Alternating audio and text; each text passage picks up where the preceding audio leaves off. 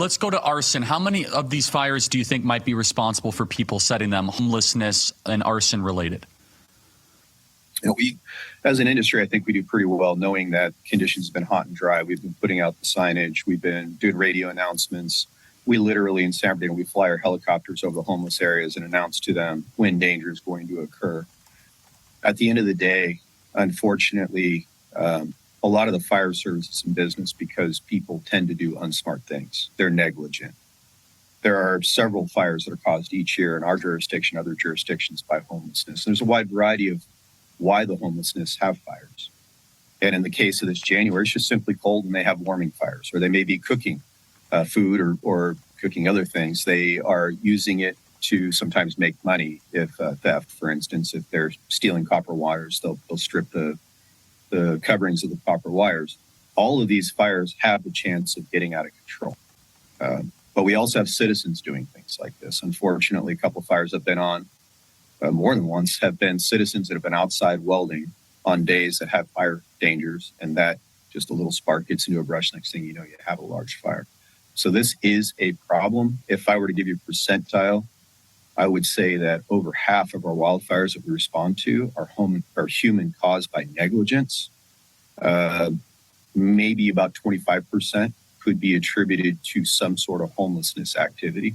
But generally, we're keeping those fires pretty small. They don't tend to just go make a warming fire in an area that they know that's going to spread a vegetation, because they want to really be left alone.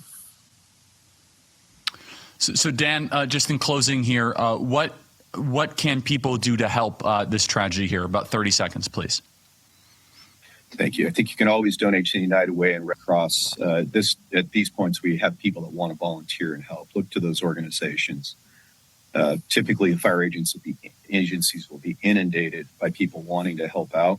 But remember that we're totally engaged in this fire. We're going to remain engaged in these fires for quite some time. You can also donate money to those organizations that'll help those in needs. Really, what I need you to do to move forward, though, is realize as citizens, you're a part in keeping fires small.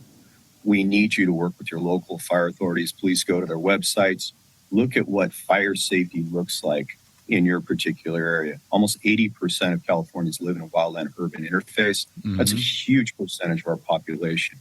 Start with your house, making sure you're meeting with contractors, you're making sure that your house is constructed in a safe manner to prevent wildfire, that you're following those guidelines that you'll find on the websites about removing fuels away from your house, that you're examining the trees, the shrubs, the grasses, removing them, creating fire breaks around your property will keep those fires from spreading and destroying your house.